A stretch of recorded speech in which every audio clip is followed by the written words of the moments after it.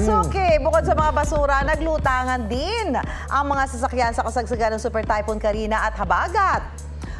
Bumibiyahe na sa parking lot at kahit nakagarahe sa bahay na kotse at motor, hindi nakaligtas sa baha, Kuya Kim. Kaya sakit sa ulo ang iniwan ng kalamidad sa mga may-ari ng sasakyan na dumagdag pa sa mga nasirang gamit sa bahay. Ayan. Paano nga ba may papagawa ang sasakyang nalubog sa baha kung meron man o walang insurance? Ayun, makakasama natin si Attorney Alwin Franz Villaruel, ang Division Manager ng Claims Adjudication Division ng Insurance Commission.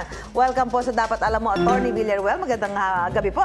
Magandang gabi po. Thank you po sa pag-guest sa amin dito sa Okay, Insurance naku, importante ho kayo ngayon at napaka-importante. Attorney Villaruel, paano kung walang insurance yung mga may-ari ng sasakyan? Ano ang mga paraan para mas makamura sa pagpapagawa ng kanilang sasakyan? Well, bilang alternatibo dun sa pagpapagawa sa kasa, pwede siguro tayong pumili ng mga kakilala natin at mapagkakatiwalaan nating mga mekaniko na siguro makakahingi tayo ng discount.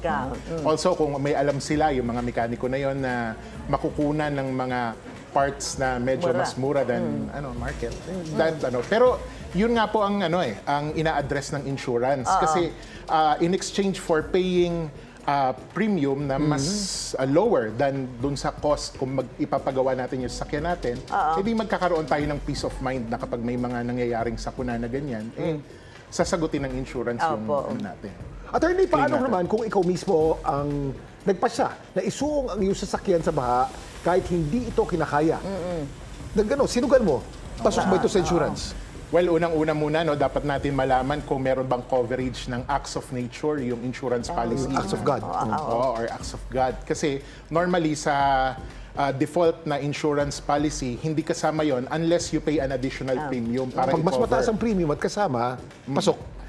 Not necessarily. Kasi meron provision din sa insurance policy na sinasabi na dapat bilang insured, gagawa ka ng reasonable steps to safeguard the insured vehicle against damage. Damage. So parang pag sinugal mo na ganon, parang nagva-violate tayo ng obligation Attorney, natin. a follow-up question po. Ano po bang covered ng insurance? Yung po bang engine o yung detailing lamang? Kasi detailing ng nalubog na baha, sa baha, mahal na O lahat-lahat.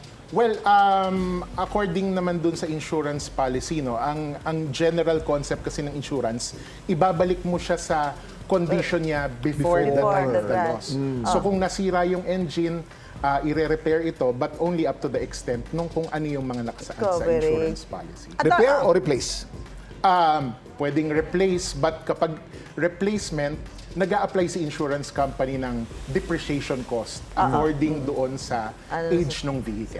Ito, Attorney, kung may insurance naman, ano ang mga kailangan ihanda na requirement at gaano katagal yung pagpapagawa o yung pagkiklaim sa insurance? Okay, so depende yan kasi sa insurance company may mga hinihingi sila iba-ibang documents. Yes. But usually, ang common dyan yung ORCR nung sasakyan, copy nung insurance policy, tapos siguro mga pictures nung nabahang sasakyan, And then, kung meron pang additional na hihingin si insurance company, ibibigay natin. Now, according to the insurance code po kasi, meron po si insurer na between 30 to 90 days within which to decide the claim and pay the claim accordingly. So, ganoon po, pwedeng mamili si insurance company kung ibibigay niya pera or to cost the repair of the So pwede, may choice. Attorney Villaruel, paano naman po kung sa mga paid parking inabutan ng baha ng sasakyan? May pananagutan ba yung establishment na may-ari ng paid parking? Medyo labas na to sa insurance na. But according kasi sa civil code, may obligation. Kasi parang lease yan nililease natin yung parking space. So under the civil code kasi may obligation si lessor, yung nagpapaupa, na dapat may enjoyment yung umuupa nung nilease niya na space.